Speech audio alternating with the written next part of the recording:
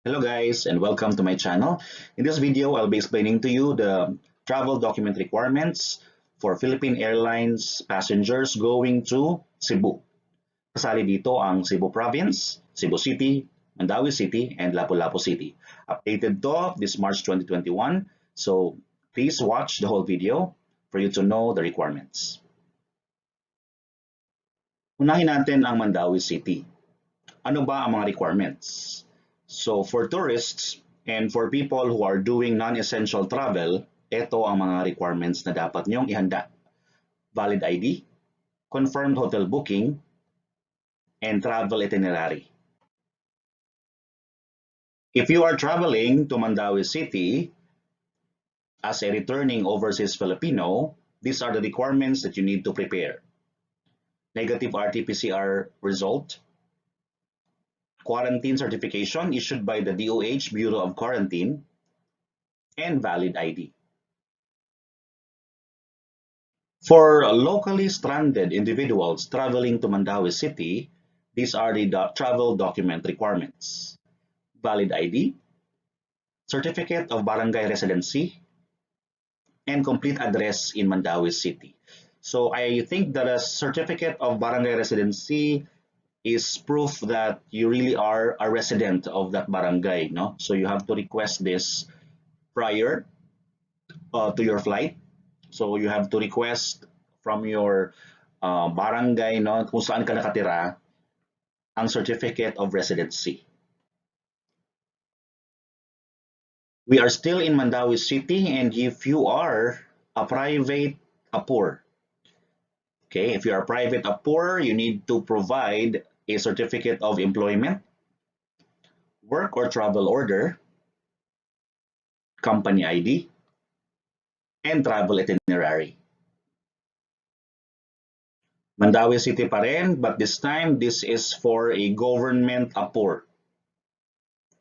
Okay, government APORs need to prepare a government ID, travel order, and travel itinerary. That was for Mandaue City. So, ito naman ay para sa mga pupunta sa Lapu-Lapu City. Para to sa mga locally stranded individuals, APORs, and domestic tourists. Kasi ang Lapu-Lapu ay open na ngayon for tourism. Okay, so good news. No travel requirements. So, walang dapat i-prepare, walang dapat ihanda. Okay, but you have to pass the symptom screening or else you won't be allowed to proceed, okay, to Lapu-Lapu City. Or baka ma-quarantine ka pa kung may symptoms ka. And also, you have to observe the minimum health standards. So, ito po ang dapat i-prepare ng mga locally stranded individuals, APORs, and domestic tourists going to Lapu-Lapu City. Lapu-Lapu City pa rin, and they are also accepting foreign nationals and returning overseas Filipinos.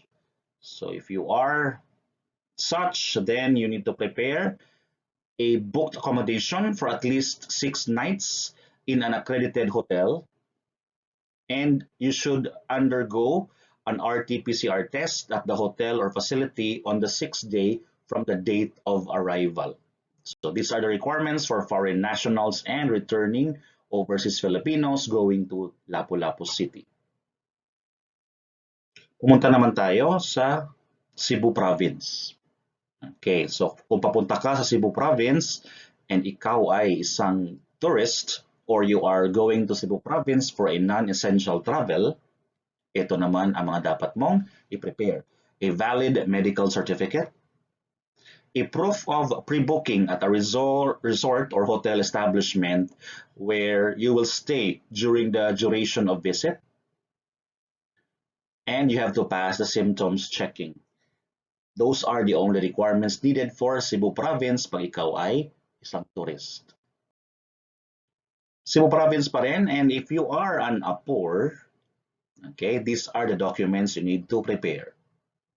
Valid ID from your respective government agency if you are government APOR, travel authority or order issued by the department secretary of the agency or office if you are a government APOR, travel order if you are a private APOR, and a medical certificate for private APORs only.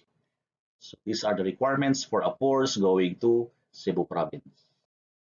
Kung ikaw naman ay papunta sa Cebu Province and you are returning overseas Filipino, ito ang dapat mong ihanda: negative RT-PCR result, quarantine certification issued by the Department of Health, and valid ID. So that is for returning overseas Filipinos going to Cebu Province. Cebu Province pa rin tayo, and this is for a locally stranded individual naman na requirement. So ano yon? Oops, isa lang, no? So isa lang ang requirement. For LSIs going to the province, Cebu Province, valid ID lang po ang i-prepare. Dumako naman tayo sa Cebu City. Ano ba ang mga requirements para sa mga tourists or people who are doing non-essential travel? First, RT-PCR negative result, travel itinerary for the entire duration, and confirmed booking of accommodation, plus a round-trip ticket. These are the requirements for tourists or for people doing non-essential travel to Cebu City. Cebu City pa rin tayo, and para naman to sa mga public APOR or government employee. Ito ang dapat nyong i-prepare: government agency ID, IATF, EOC card holders. Kung kayo yon, then you have to prepare an IATF EOC ID pass. Kung ikaw naman ay isang returning overseas Filipino or overseas Filipino worker going to Cebu City, you need to prepare an RT-PCR negative result 3 days prior to departure and a Bureau of Quarantine certificate, okay, na ikaw ay na-quarantine successfully.